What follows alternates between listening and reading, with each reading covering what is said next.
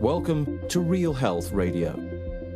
Health advice that's more than just about how you look. And here's your host, Chris Sandel.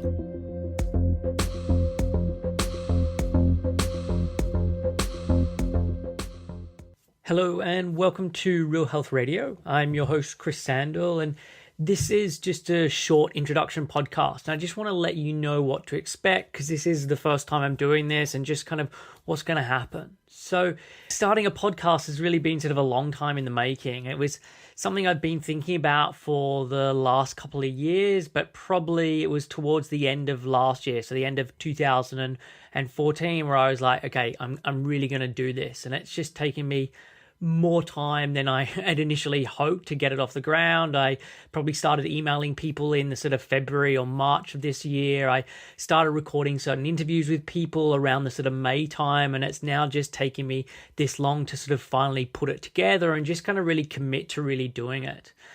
There's a great blog called James Clear, and he talks about really sort of committing to a project. And when he started it up, said that he was going to write an article every sort of Monday and every Thursday. And he made that sort of very public. And he said he's basically kept to that and stuck to it because he made it public and because he sort of really committed to it. So I'm going to be making the same commitment with this podcast, and I'm going to be doing it each week. It's going to be going up every Thursday, and I want to have it be going up on the same day each week. There's people who I follow on YouTube as well, and it's nice knowing that there's a video that they put up every time at the same time each week, and you can then be sort of anticipating that's going to be there. And I want to be doing the same so that you can start following this and know that, yay, every Thursday there's going to be a new podcast that you can then listen to. So why have I decided to do a podcast? Well, look, the kind of number one reason is I really want to help people. I've been in the health field now for a bit over a decade, and while there's sort of a lot of people who are sort of trying to be healthier and sort of paying a lot of attention to what they're eating, I think really the standard of information that is out there is really poor. And I think as a society, we've become much more sort of food focused and health focused than ever before, but with much sort of worse results. And there's just so much sort of fad dieting going on. There's so much kind of pseudoscience around how things work. And I just want to be sort of really sort of challenging this stuff and really kind of giving you sort of proper information to kind of help you steer away from this. And I also feel that there's just so much of a focus on sort of the appearance of health without sort of real health in mind. And that's why I've kind of called the podcast what I have in terms of sort of real health radio, because real genuine health is what people should be sort of trying to attain. And from my perspective and what I see in practice and what I see from sort of reading about health and what I see kind of presented to people is it's really about the appearance of health that everyone's chasing. And a lot of the time they're doing this under the guise of what they're doing is going to deliver them real health. But unfortunately, the two are very different things. And I also have a really good sort of solid group of people who I kind of follow and I think are writing really well on health and are kind of sending out a really good message. And I want to be able to share those people with you and have you hear what they have to say. So what I'll be doing is with the podcast, half of them or roughly half of them will be just me kind of talking about a specific topic, giving you information on certain ideas. And then the other half will be me bringing on guests and interviewing people. I think both options are valuable and can have sort of useful sides to them. So I want to be doing both of them, not just the one. I've also been sort of doing sort of lots of webinars probably over the last year, maybe 18 months. I can't remember when I first started doing them. And the feedback from them has always been really good. And what I want to be able to do is just provide that same kind of similar content, but on like a much more regular basis. But B, the thing with podcasts is you can really listen to them whenever you want to. When I'm doing a webinar, it's like it's on at this time. You have to show up at this time. There's a lot of kind of restraints around it. Whereas with a podcast, you can be sort of just downloading it and you can be listening it to sort of any time at your own convenience. You don't have to be watching anything either. You can be kind of putting it in your ears and listening while you're on the way to work or doing the cooking or whatever it may be. So I just think that podcasting is just another outlet for me to be giving you some really great content. I'm a real big one for sort of helping people understand how the body works and kind of the whys behind certain advice. I think for a lot of people, they get into the trap of just following stuff blindly. And it's like, oh, I read that I should do this, but not really understanding kind of why they should be doing it. And I do a lot of blogging. I write for my own blog and then for other blogs. But I think with a lot of the blog writing is you're kind of limited with how much detail you can go into and how long it can be, because I think people have a certain expectation and a certain attention span when they're reading something.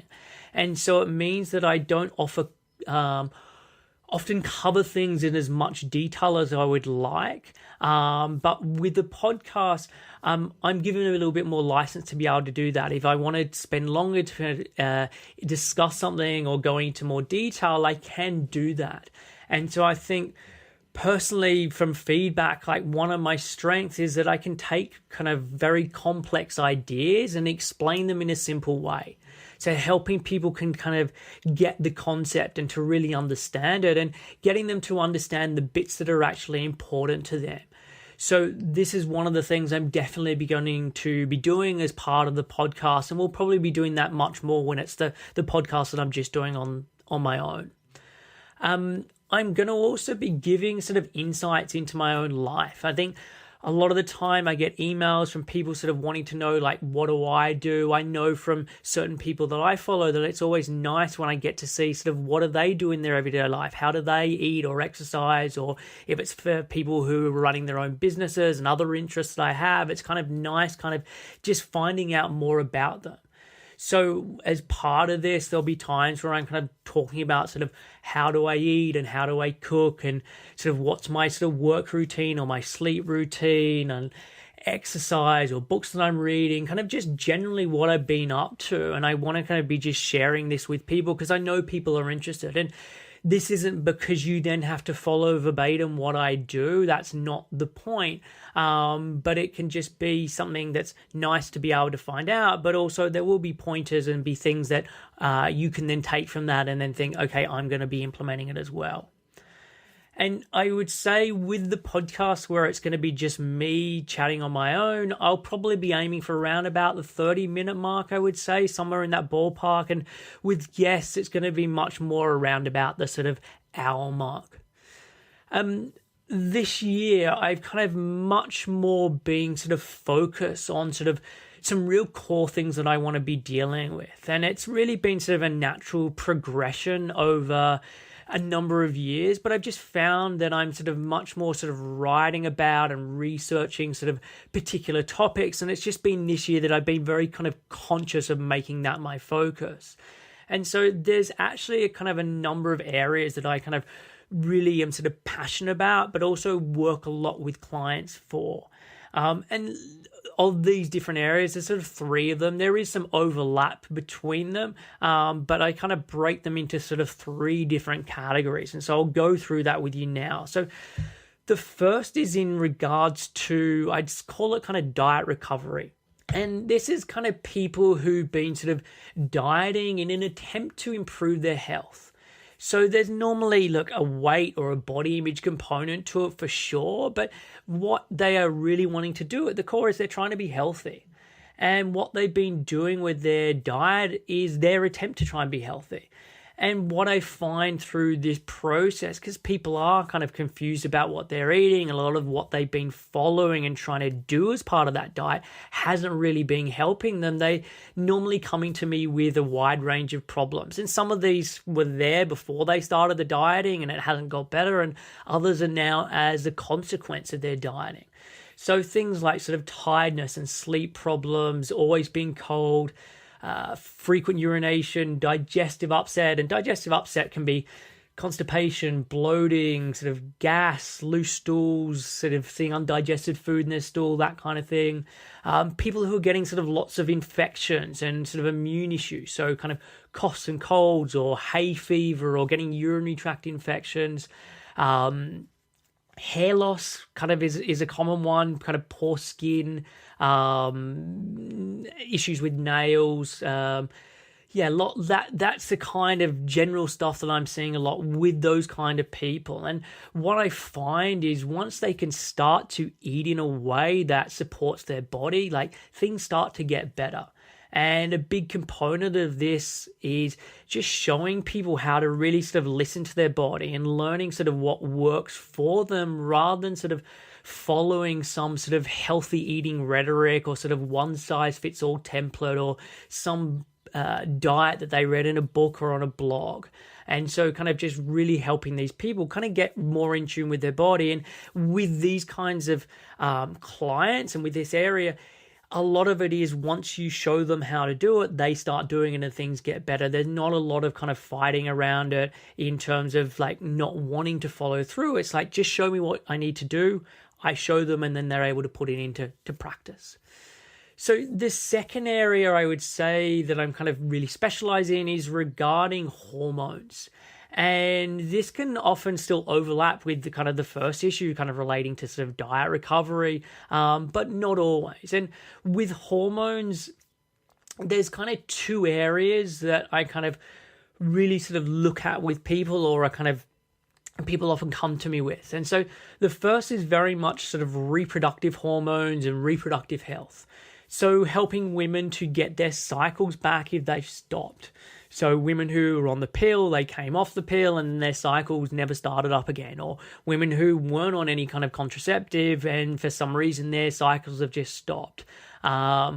Women who are having very sort of short or long cycles and just helping them to regulate this. Women who are getting symptoms during their period or really at any other points during their cycles. So things like pain and cramping and lethargy, mood issues, blood clots, headaches and migraines, sleep problems, sugar cravings.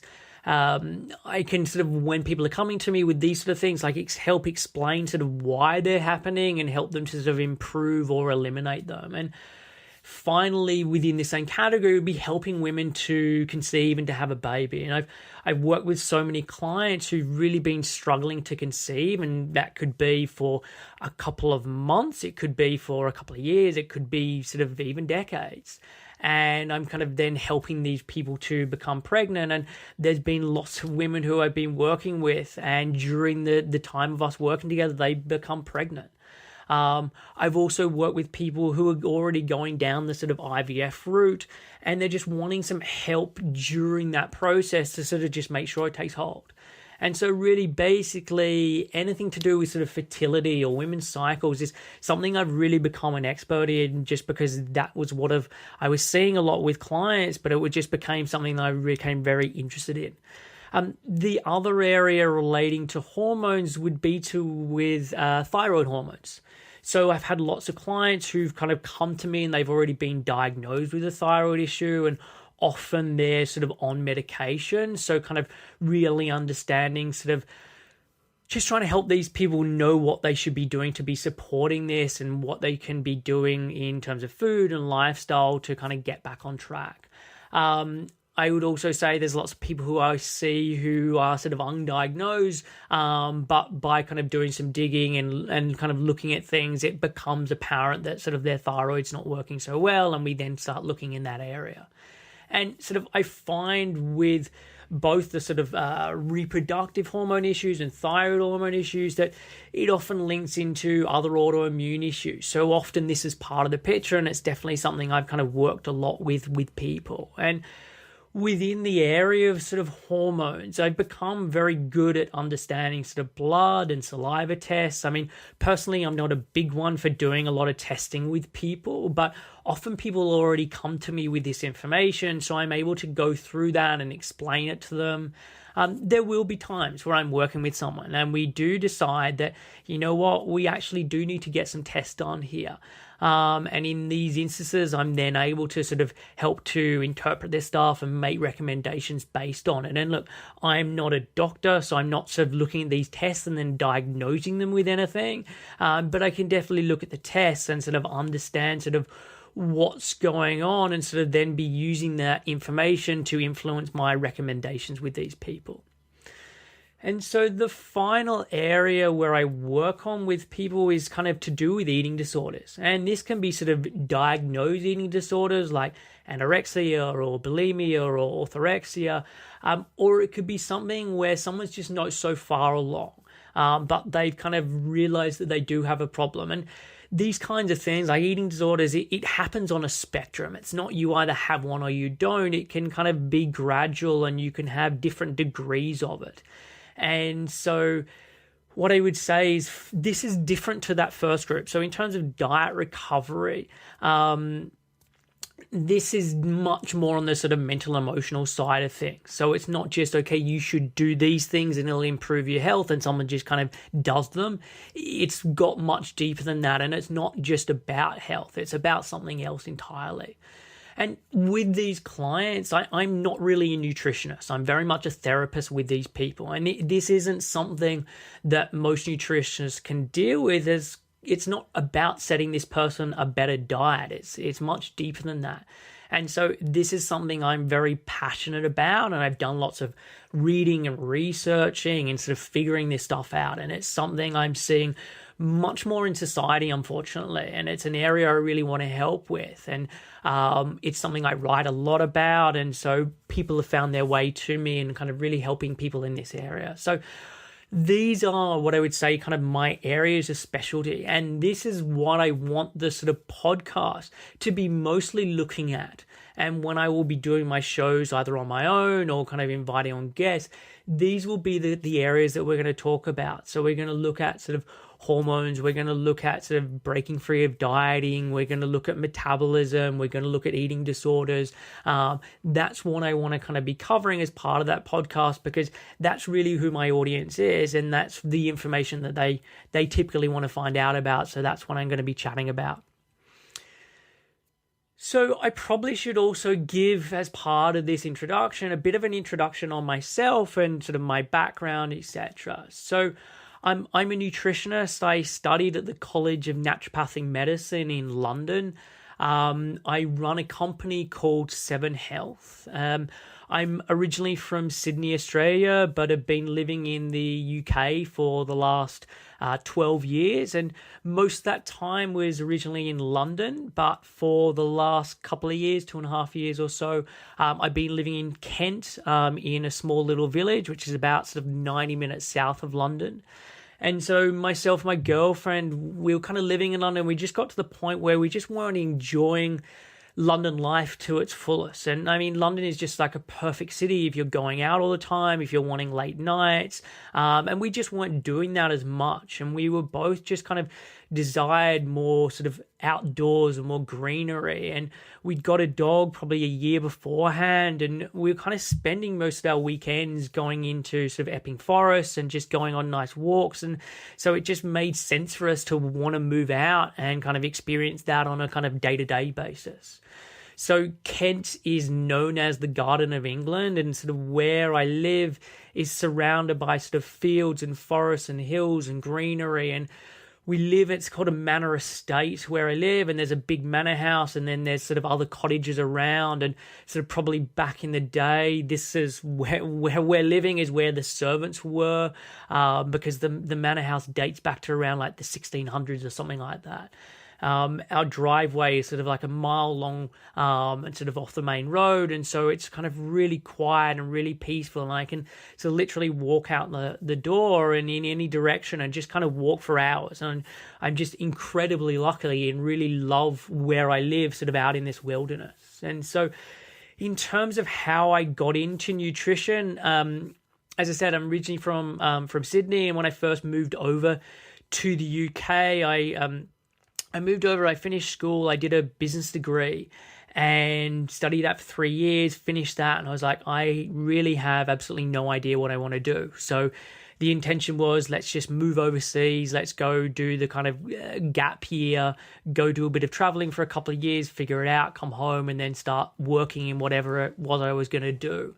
And moved over to the UK, and moved in with a couple who I'd met a couple of times in Sydney before I moved over here. They're actually the guy in the couple was the brother of one of my best friends, and so I moved over and moved in with them. And within a couple of weeks of moving in with them, Lisa, the girl in the couple, was doing a detox, and at the time my diet was pretty terrible. I mean, I kind of had a pretty standard student style diet. I used to eat lots of McDonald's and KFCs and burgers and kebabs, and just really didn't pay any attention to what I ate. And I've always been incredibly slim. At that time, I was very, very thin. I wasn't putting on weight, so there was no kind of worry about, I shouldn't be eating this because it's kind of causing me to put on weight or anything like that. So my eating was very much just about what did I think was going to taste good, and that was what I was going to be eating. And I really didn't think much about it. There was no connection between what I was eating and how I feel or any of those sort of things.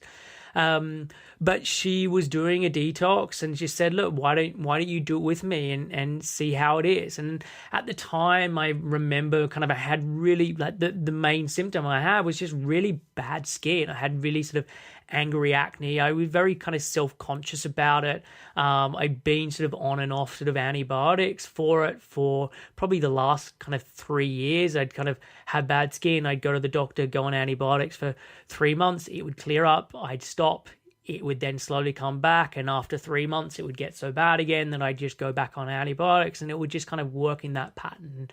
And so I went on this detox, and within sort of 4 weeks, it was a 4-week detox, I kind of had real improvements in terms of my skin, and it got much better. I noticed kind of my sleep improved, my energy improved, my kind of focus improved, and it just kind of really helped. And then I kind of went back to my normal way of eating, and it sort of just all the symptoms started up again. And I kind of just then was sort of opened up to the idea of, okay, maybe there is something in this, that maybe the food is having an impact on my skin, maybe the food is having an impact on my symptoms. And what I found is that a lot of the stuff that I ate as part of that detox, it then started to kind of hang about even my normal everyday eating. So my kind of diet became a little bit better even when I wasn't doing the things as well as I probably should have. And probably over the next kind of 2 years, I'd swing between sort of eating fairly well to then not eating particularly well at all, and kind of being a normal sort of 20-something, going out and drinking and having late nights and everything, and just noticing the difference between those two times. And just started reading more on the topic and becoming sort of fascinated by it, and sort of bringing it up much more in conversation. And I don't know, there was just some point where I realized, like, you know what, this is something I'm really enjoying, and this is maybe something I'd like to do as a career. And so I looked into it, and it was then that I kind of found the College of Naturopathic Medicine in London and found out about the course and enrolled, and then sort of got started, and then it just kind of snowballed from there. And so if I kind of fast forward now to today, sort of as a nutritionist, I kind of work with clients on a one-to-one basis, and I work with them for a period of 5 months, and we do consults every 2 weeks. And I do it in that manner just because it's the best way I've found for people to get results. When I used to see people every kind of 4 weeks, they will do less in those 4 weeks than if I see someone every 2 weeks. And there's something about seeing someone that regularly, keeping up that momentum that really works. And normally within that then 5 months, we get to the end of that stage, and we don't need to be working together anymore because they've learnt what works for their body. A lot of the focus is on getting people to understand what works for them. It's not about sort of being dogmatic and saying you have to eat in this way. It's like, okay, what works for you, and just helping people to understand that. And a lot of what I do is kind of focusing on sort of all angles of someone's life to look at how it can improve their health, because diet is obviously a big part of this, but it's only one part of it. So we go sort of way beyond this when I'm working with someone, and go way beyond just what someone is eating.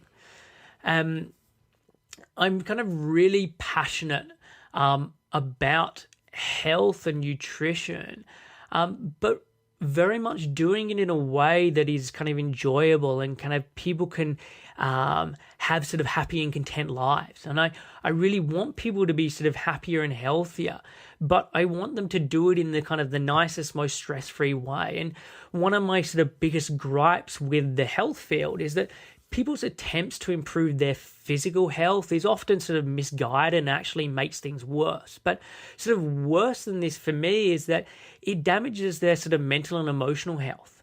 People becoming really afraid of food and afraid of eating, and having these kind of long lists of must-eats and must-avoids, and their pursuit of health really starts to destroy their health, and it's pushing them further away from being healthy. When you look at what health really encompasses, it's not just how someone looks, it's not just how their body functions, it's about how they are in sort of all aspects. And so even if someone's physically getting better, but if they're becoming sort of worried about food and it's something that's kind of overrunning their life, and they feel like they're chained to the kitchen and everything they do is eating out of Tupperware and all that, like that to me is not real health.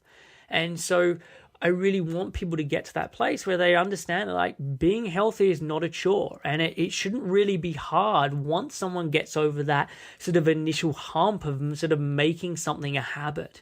And this can be sort of very much achieved by people doing sort of everyday things, by eating sort of everyday readily available foods, and not by them having to become some kind of social outcast because they can't eat this sort of long list of foods. So hopefully that gives you a bit of information or a bit of background on sort of me and how I work. And those are the kinds of things, again, that I really want to be covering as part of this podcast. And I promise that I'm going to go into sort of more facets of my life during different podcasts. And I really want to give you this information, but I just wanted to start with this as a bit of a background. If you're kind of listening to this and you've kind of never heard of me before, and maybe you got recommended through a friend, or you kind of found me through the iTunes directory or some other way, if you're wanting to find out more about me, like my website is www.7-health.com. So that's SEVEN-health.com. As part of my website, I have a blog that I write for really regularly. If I'm writing for other blogs, I will still put that information there. So it's kind of your go-to place to get everything that I write about. I also have a Facebook page, which is 7, the actual number 7 health, so /7 health on Facebook. And I kind of post things on a daily basis and post a lot of information there, linking a lot to other people's articles. And I really want to share more information and share resources with people. So that Facebook page is really how I use that. I am on other social media, but really the Facebook is the main one. And maybe in 6 months' time, I'll be telling you to be going on to other places, but really a lot of the time, the rest of them are ghost towns. So if you just go to my Facebook page, that's where you're going to see a lot of information, a lot of sort of useful information. If you like what you're hearing, if you want to contact me, if you have any questions, anything like that, my email address is info@7-health.com. So that's info@SEVEN-health.com. I'll put all of these links in the show notes, but I just wanted to kind of give them to you now. So, I mean, honestly, my goal for this podcast is really to help people out. And I know how confusing this whole sort of health thing can be because of the environment we live in. And rather than sort of just giving you sort of ethereal ideas, I want to make this podcast as practical as possible. So when it's going to be episodes with sort of just me, I'm going to be kind of covering topics, but also giving you sort of actionable steps or things that you can then try out. And when I have guests on, I'm going to be trying to do the same thing.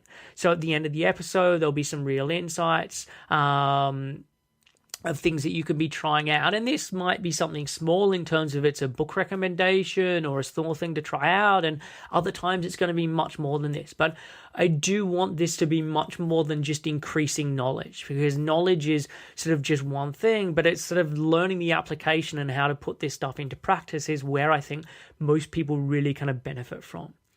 So I'm going to wrap things up for this introduction. Episode 1 is already available, so hopefully you've kind of liked what I've had to say here and you want to check that out. Thanks for listening to this very first episode, and I'll see you on the next episode. Thanks for listening to Real Health Radio.